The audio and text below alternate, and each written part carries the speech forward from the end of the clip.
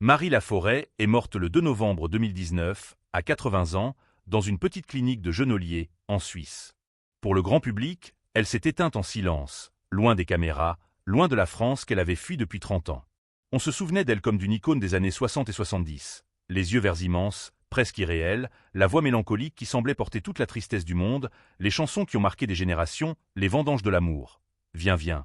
La tendresse, Manchester et Liverpool, Yvan, Boris et moi, Que qu'alors la vida, et les films où elle brillait avec une beauté étrange, presque lunaire. Plein soleil aux côtés d'Alain Delon, La fille aux yeux d'or.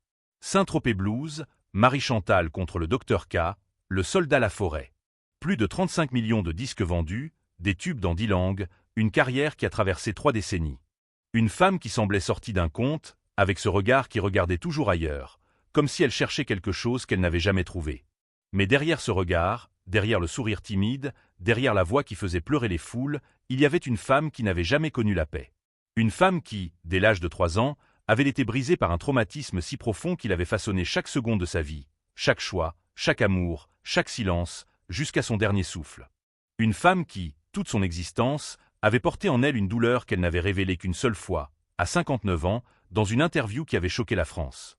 Mais avant de plonger dans ce récit qui va vous glacer le sang et vous briser le cœur, abonnez-vous à la chaîne et activez la cloche de notification, parce qu'on raconte ici les vraies vies des légendes de la chanson et du cinéma français, sans filtre, avec toute la vérité qui fait mal et qui élève l'âme. Et croyez-moi, vous n'êtes pas prêts pour ce qui va suivre.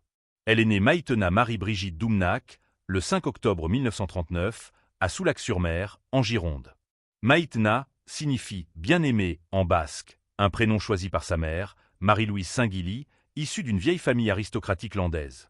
Son père, Jean Doumnac, est un industriel prospère, propriétaire d'une usine de résine.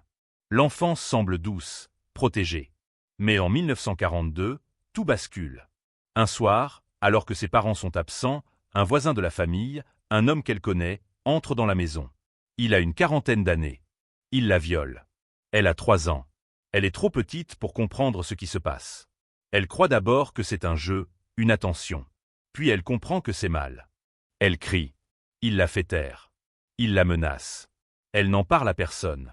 Le souvenir est enfoui, mais il ne disparaît jamais. Il reviendra, comme une vague, à 60 ans, et la submergera complètement. La guerre finit. La famille déménage à Paris. Maïtena est une enfant timide, solitaire, qui dessine, qui lit, qui chante pour elle-même. Elle a une peur maladive des hommes. Elle se sent sale. Elle ne sait pas pourquoi. À 16 ans, sa grande sœur gagne un concours de beauté organisé par Europe 1. Maïtena l'accompagne. Elle est repérée. On lui propose de participer à son tour. Elle gagne. Elle prend le nom de Marie Laforêt, en hommage à sa mère. Elle a 18 ans quand René Clément l'a choisie pour tourner aux côtés d'Alain Delon dans Plein Soleil. Le film sort en 1960. C'est un succès mondial. Elle devient une star du jour au lendemain. Les yeux verts, les cheveux noirs, la beauté étrange, presque slave. On l'appelle la fille aux yeux d'or. Mais elle n'aime pas la célébrité. Elle a peur des regards. Elle se sent nue. Elle accepte pourtant d'autres rôles. Saint-Tropez Blues, La fille aux yeux d'or, Le soldat Laforêt, Marie-Chantal contre le Dr K. Elle tourne avec Belmondo, avec René, avec Gabin. Elle est belle, étrange, magnétique. Les réalisateurs l'adorent. Le public l'adore. Elle se sent prisonnière. En 1961, elle épouse Jean-Gabriel Albicoco, un jeune réalisateur qui la filme comme une déesse dans La fille aux yeux d'or et Le rat d'Amérique. Ils ont une fille, Lisa, en 1963.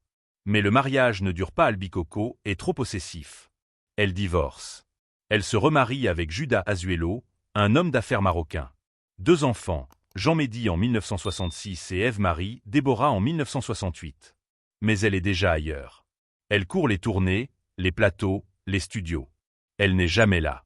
Ses enfants grandissent loin d'elle, en pension. Lisa dira plus tard, « Je n'ai pas eu d'enfance. J'ai grandi dans des dortoirs. » En 1963, elle enregistre Les vendanges de l'amour. C'est un carton planétaire. Plus de 2 millions d'exemplaires. Elle devient chanteuse presque par hasard. Sa voix, mélancolique, profonde, un peu rauque, touche au cœur. Elle enchaîne les tubes « Viens, viens », La tendresse, Manchester et Liverpool, Yvan, Boris et moi, Que qu'alors la vida. Elle vend plus de 35 millions de disques. Elle chante en français, en espagnol, en italien, en allemand, en japonais. Elle est une star internationale. Mais elle souffre. Toujours. Le traumatisme de l'enfance est là, tapis. Elle se marie encore. Alain Cansribé, collectionneur d'art. Puis Pierre Meyer, chirurgien. Puis Éric de Lavandera, agent de change. 5 maris. 5 divorces. Elle dit « J'ai été attirée par des hommes qui avaient quelque chose de sombre ». Elle cherche l'amour, mais elle le fuit aussi. Elle a peur de l'intimité. Elle a peur d'être vue. Dans les années 70, elle ralentit. Elle s'installe en Suisse. Elle ouvre une galerie d'art à Genève. Elle écrit des contes pour enfants sous le pseudonyme Maïté Le Ponnex. Elle disparaît peu à peu des écrans et des ondes. Elle dit « Je n'aime pas la célébrité. Je n'aime pas qu'on me regarde ». Elle vit seule, avec ses chiens, ses livres, ses souvenirs. En 1998, à 59 ans, le souvenir revient. Comme une vague. Elle se souvient de tout. Elle parle pour la première fois dans Paris Match.